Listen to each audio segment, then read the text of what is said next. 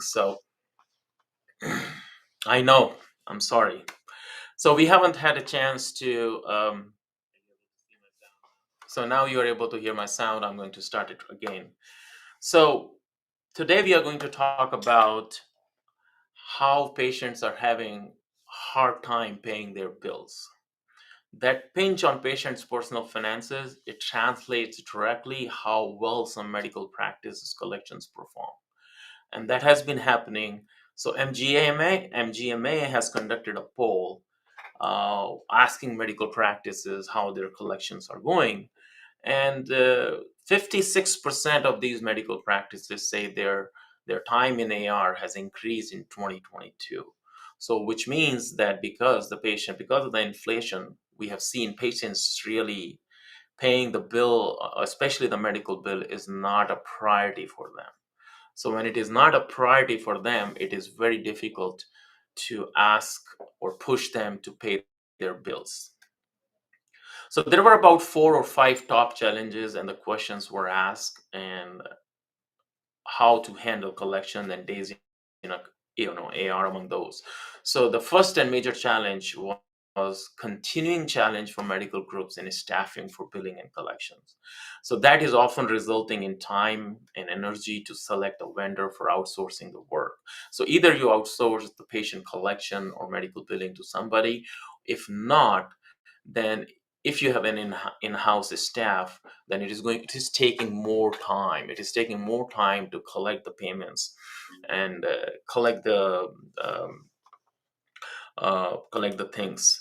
So one of the major reasons for that is because you don't have adequate manpower in the medical office, and the manpower you have is mostly collecting or doing the other jobs which are more priority, like seeing the patients, sending the bill, rather than calling the patient and collecting his copays or collecting their deductibles. So that's one of the most important thing.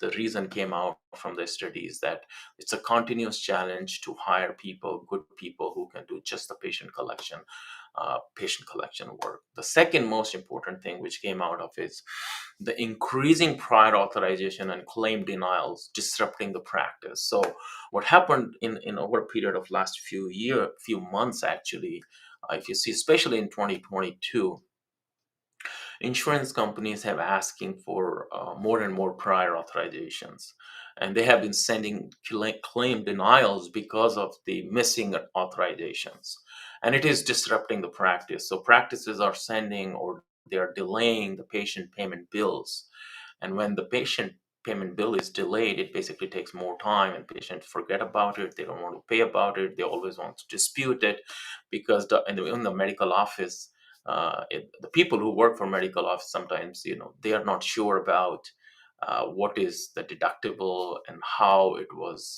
why it was not paid. Was it our error, their error, or whose error was that? Whatever it is, it was not paid very well. So that was a reason. So that's a second reason that the prior authorization and claim denials are increasing, and they are disrupting the medical practice. And that's the reason they're not able to inform patients much in advance about their estimated cost of care. The third example, and the third most important challenge which came out, is we have started receiving a lot of requests of documentation from the insurance companies. And that takes time to go through it, process it. And that has been happening because if the coding is not correct, if something is not, LCD codes are not used properly, or somebody has, the doctors has not put the notes properly prior to the submission of the bill, then it definitely results into some kind of medical record request. And when a medical record request comes, it takes time, month, 2 months, to process it, send the bill out, and then again, EOB comes back, we post the payment. Now, how we can solve some of these problems, I want to talk about that, and especially when it comes to the manpower. Now, in today's time, you can create robotics process automation. You can create robotic process automation in your workflow. So, most of the softwares, like especially the eClinical works, you can send out bills, messenger bills, you can send out using technology. So patients can receive a text, they can receive a voice message, they can receive a email about their balances. And you don't need to involve manpower in it. You can just simply set up a master, set up a robotic process automation workflow in the system, and that system should be able to take care of sending regular bills. So as and when the patient bill is dropped, um, balance is known, the system will send an email out or a text out or a voice message out to the doctor's office. Now that is an innovation. This is how it works, how you implement this technology.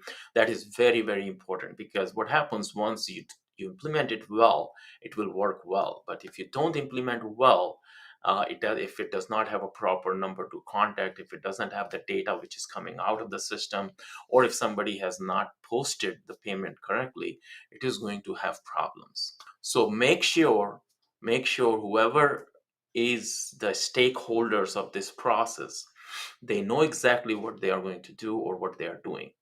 And once that is done, it works flawlessly. I have used it, I have seen it. Patients can if they get the link on their text, and they can pay using their Apple Pay, or they can go jump on the patient portal. They know that their bill is sitting in the patient portal. See, sometimes all you have to do is just ask it in a way that they can trust, and they can see that, hey, this bill is correct. It's my doctor, I get the services all the time from this doctor's office. All I have to do is just pay this bill. So that's the simplest way, and you don't need to make an effort, a manual effort, to call the patient and do this. So this all can be done automatically using robotic process automation workflow. If you need help, you can always reach out to us, and we are here to help. Now, the third thing which is happening for prior authorization and claim denials, the best way to do is to outsource it. If you have an authorization issue, referral management issue, or claim denials issue, all the best way to do is outsource this entire workflow. And we should be able to do your prior authorization many days in advance, and then only you know exactly the cost of care, you know how much the patient is going to pay, and collect that payment from the patient in advance before giving the cost before rendering care. So the first thing you can do is robotic process automation for the collection, and especially the patient collection. The second thing you can do, outsource your authorization to your billing companies, let them handle that thing.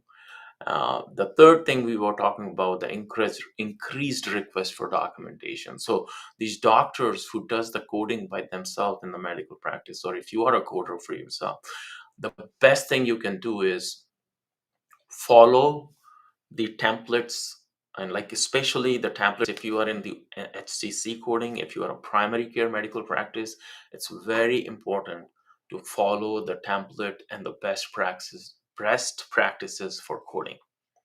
So these are the three things today. The fourth thing I'm going to talk about, the major challenge which is coming, is from new doctors, new hired providers. So they are taking time. So what happens? All of these medical groups acquiring new practices, they are acquiring new providers, and every time an NPI change, tax ID change, you need new credentialing, and you need to start the credentialing process. If you are already seeing patients, and if you're not credentialed, patient will receive an out of network bill. If he receives an out of network bill, he is not going to be a happy camper. If he's not going to be a happy camper, he would can go up to any extent. These days, if you send a bill to a patient, and if he treats it as a debt, he can literally go after you and sue you if the bill is not correct.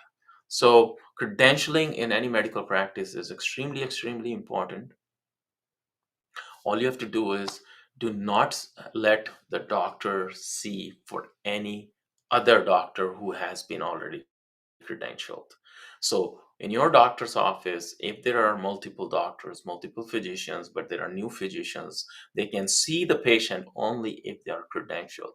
If they're not credentials, I won't let them see those patients which are out of network, especially in a medical office setting. So these are about that. Now, what are the best more best practices you can learn. But the most important thing in today's session, I will be talking about how to use technology and innovation. And that's one thing. The second thing which I would talk about, and which always works, that if you have, these days we have tools, we have insurance websites, we have Avality, we have clearinghouse, which can tell you the eligibility of the patient, and that we can do it even in advance. But the problem is, in eligibility, data is so much scattered everywhere that sometimes to dissect that data itself is a challenge.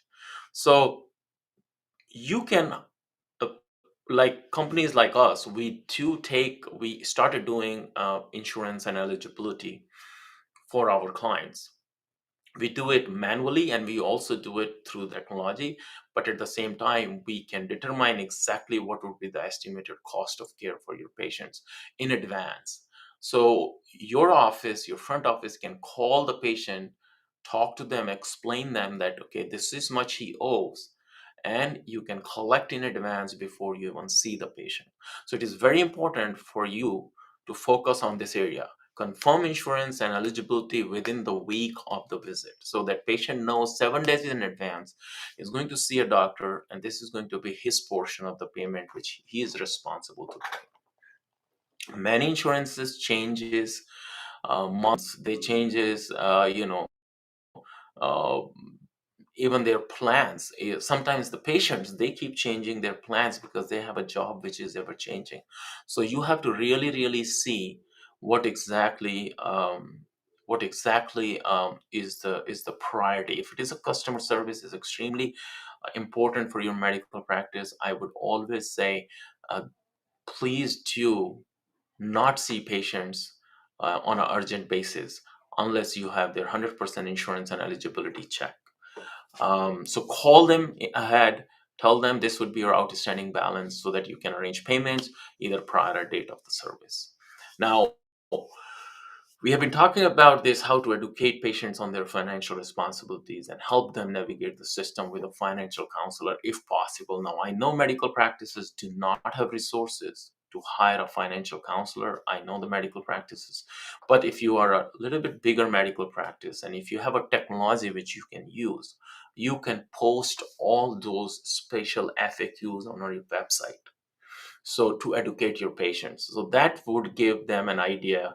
If they go to your medical practice, they come to your medical practice, they know how much is going to be their deductible, what's going to be their portion, how much they have to pay to the medical practice before even seeing it. So educating a patient, you can create videos, you can put the FAQs on your website. That's the best way to educate patient. Or if you want, once that is done, even if he doesn't understand it, you can always do the insurance eligibility check within a week and give them an advance notice. Um, Fourth thing, technology. What is most important is financial tech. Fintech has been extremely progressive especially in 2022. You would see a lot of these services: PayPal, credit cards, Venmo, even each medical practice software or clearinghouse, they have their own merchant account services. And in order to use e-payment service, you have to have a merchant account service. So even if you have a credit card machine at your office, you can always sign up for Square, or you can always sign up for Venmo, you can always sign up for PayPal. So you can accept multiple merchant accounts from for your medical practice. You're not married to just your bank who's giving you a credit card machine. You can have your e-payment set up through your medical practice management software. And the benefit of that is that when your patient receive a bill, they have a link where they can call, or they can just click the link and they can pay using Apple Pay system. So Apple Pay is very important. Now, once we do the technology, you know about payment plans. I've talked about the technology enough. The last thing I would talk about, actually, two things I would talk about. The first thing, I spoke about robotic process automation for using, some kind of messaging service. The second thing, I'll talk about the analytics. You can also see all of that analytics into your practice management software, like how many patients received the bill using text, how many patients received a bill using phone, how many patients received a bill using email. And if the bill was not reached, whether it was bounced back or it was never dropped to them electronically, you can always see using analytics, some kind of analytics. Those who are using eClinical Works, those analytics are called Helo. So Helo has that capability to show you how many of your patients are seeing your patient portal, how many of them are receiving emails, how many of them are receiving the text where they can pay it online. That is very important for you to determine whether that method of robotic process automation is working or not. So I think we talked about many things today, but one thing if you can walk away with, and that thing is technology, technology, and technology. So if you can use technology, and especially robotics, automated processing, and analytics, and Apple Pay, and technology, merchant accounts, e-payments.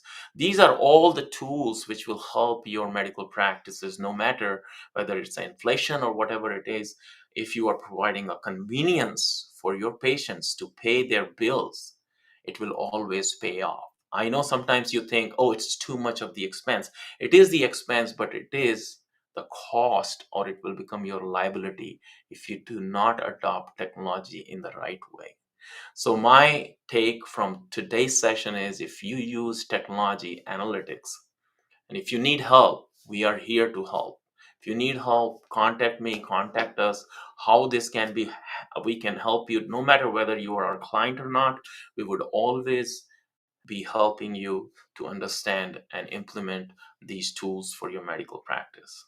Now, with this, I'll take a leave for today, but I'll be talking to you next Friday, same time, and we'll make sure that our voice is working. So, thank you very much and have a great day.